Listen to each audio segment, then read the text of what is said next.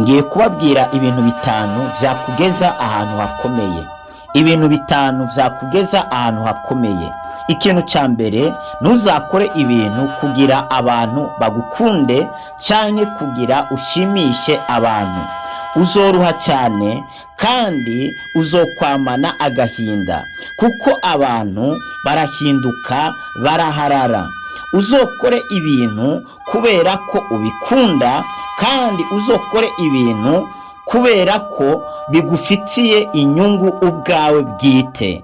Icya kabiri, ibyo ufite, ibyo ushaka kugera ko bigire ibanga, kuko si bose bakunda aho umaze kugera cyane ivyo umaze gushikaho, kandi si bose banezerererwa intambuko zawe.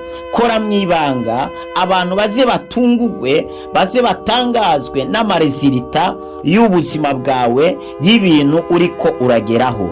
Icya gatatu, uzomenyane n'abantu bose bashoboka, ariko uze wizere bake, kuko si bose ari beza ku buzima bwawe. Ndasubiramo, uzomenyane n'abantu bose bashoboka, ariko uze wizere bake, kuko si bose ari beza ku buzima bwawe, kuko si bose batekeye inyishu z'ubuzima bwawe, kuko si bose bazaba bazanywe mu buzima bwawe no kugirira neza. Hari abazaza mu buzima bwawe bazanywe no kubusambura, bazanywe no kubusenya, bazanywe no kumenya intege nke zawe, kugira ngo bamenye aho buririra basambura, bashyira hasi ubuzima bwawe. Icya kane, gira vision, gira iyerekwa, kandi ukore kugira urishikeko. Gira vision, gira iyerekwa, kandi ukore ikintu cyatuma urigeraho. Hari abantu benshi bagira iyerekwa, bagira indoto, ariko nta kintu bari kubakora kugira ngo bagere kuri izo ndoto zabo. Izo ndoto zawe uzazipfana nimba nta kintu uri kurakora kugira ngo uzigereho. Indoto zawe ntabwo zizaba impamo.